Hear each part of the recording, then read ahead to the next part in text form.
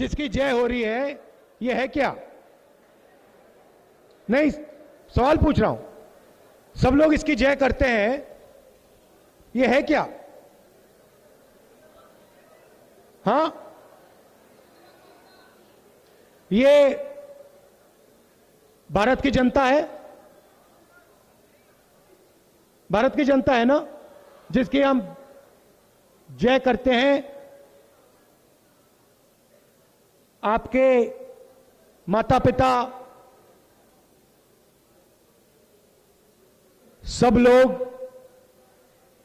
ये है भारत माता जो हमारे पहले यहां जिए, आपके दादा, उनके दादा, ये है भारत माता। अब सवाल है जो मैंने पार्लियामेंट में पूछा कि मुझे पता लगाना है कि ये भारत माता में कौन कौन लोग हैं। इसमें ओबीसी कितने, इसमें दलित कितने, इसमें आदिवासी कितने, इसमें जनरल कास्ट के गरीब लोग कितने। हम 24 घंटा राजनीतिक बात करते हैं, भारत माता की जय बोलते हैं, मगर हम यह पता नहीं लगाना चाहते, मोदी जी ये पता नहीं लगाना चाहते कि इस देश में पिछड़े लोग कितने हैं। मैंने पार्लियामेंट हाउस में जाति जनगणना का सवाल उठाया। मैंने कहा कि देखिए, अगर हम सचमुच में भारत माता की जय करना चाहते हैं तो हमें सबसे पहले पता लगाना पड़ेगा इस देश में किसकी कितनी आबादी है। सही बात है, गलत है? अगर हमें यही नहीं मालूम कि इस देश में दलित कितने, आदिवासी कितने, पिछड़े लोग कितने, तो भारत माता में जो शक्ति होनी चाहिए, जब हम नारा बोलते हैं भारत माता की जय, वो शक्ति नहीं होगी। उस दिन के बाद नरेंद्र मोदी जी ने अपना भाषण बदल दिया।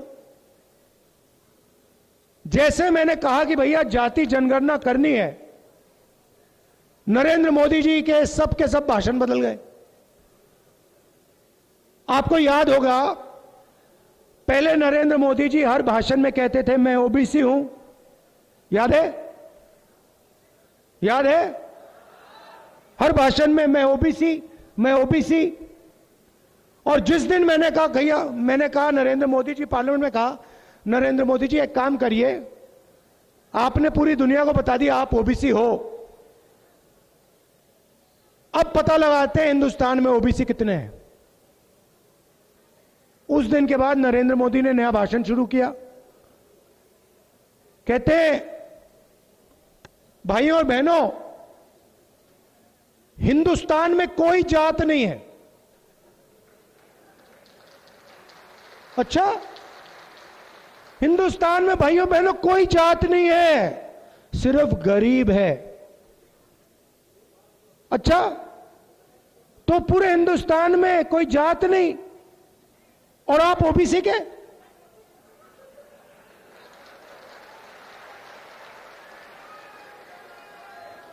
आपने ओबीसी कह कहकर 12,000 करोड़ का हवाई जहाज खरीद लिया। हर रोज नए कपड़े पहनते हो, मतलब दिन में आपको दिखेगा 3 बार नरेंद्र मोदी जी कपड़े बदल देते हैं, 12 करोड़ की गाड़ी में घूमते हैं। और जब सैनिक सम्मान पे आऊंगा, और जब हिंदुस्तान का युवा, चाहे वो ओबीसी हो, दलित हो, आदिवासी हो, वो कहता है भैया हमें अपनी जनसंख्या पता लगानी है, आप कहते हो देश में जाति नहीं है। जब पिछड़ों को रोजगार नहीं मिलता तो आप नहीं कहते थे कि जात नहीं है। जब दलितों को पीटा जाता है तो आप नहीं कहते जात नहीं है। आदिवासी का अपमान होता है तब आप नहीं कहते जात नहीं है। मगर जिस दिन हमने सवाल पूछा, कहा कि भैया बताओ कितने हैं ओबीसी कितने, उस दिन जात नहीं। उस दिन हिंदुस्तान में सिर्फ गरीब बचे हैं। सिर्फ नरेंद्र मोदी एक ओबीसी है और कोई नहीं है, अकेला खड़ा है। अब आपके दिमाग में सवाल आया होगा कि भैया आपको आबादी ही नहीं मालूम तो आप ये सवाल ही नहीं पूछ सकते। भाई और बहनों, मजे की बात सुनिए। और ये जो पूरे देश में ओबीसी युवा, जनरल कास्ट के गरीब युवा, दलित आदिवासी युवा जो भटक रहे हैं, 24 घंटा रोजगार ढूंढ रहे हैं, इसका कारण सुनिए। भाइयों और बहनों, मैं आपको गारंटी करके नहीं कह सकता हूं ओबीसी की कितनी आबादी है। मुझे मालूम है तकरीबन 50% है, मगर किसी को नहीं मालूम सच्ची आबादी क्या है। मगर मैं आपको यह बता सकता हूं कि 90 अफसर में से जिसकी कम से कम 50% आबादी है,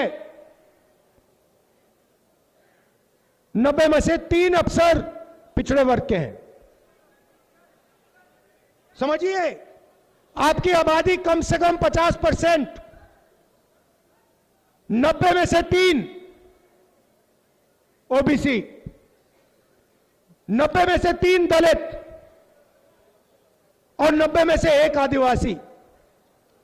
90 में से 1 आदिवासी।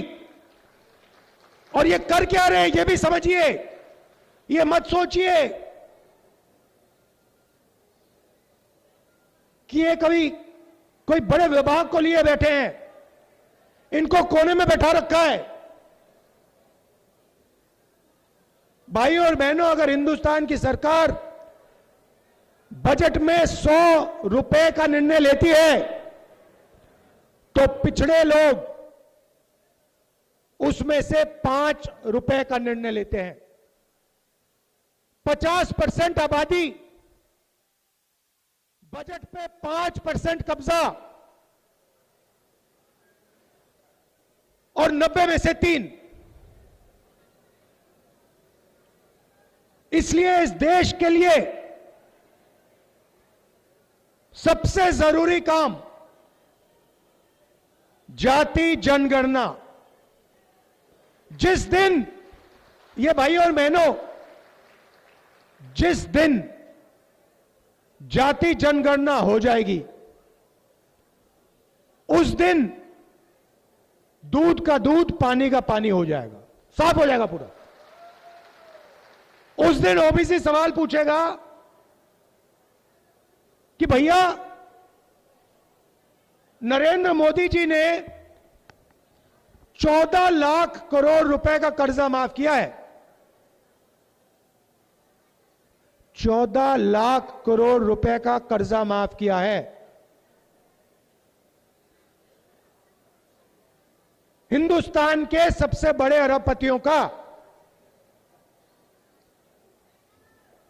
भाइयों और बहनों, आबादी आपकी 50%, 14 लाख करोड़ रुपए में से आपका 1 पैसा नहीं। बात समझो, जिन 10-15 उद्योगपतियों का नरेंद्र मोदी ने 14 लाख करोड़ रुपया माफ किया, उनमें से 1 ना पिछड़ा है, 1 ना दलित है, 1 ना आदिवासी। बजाइए ताली।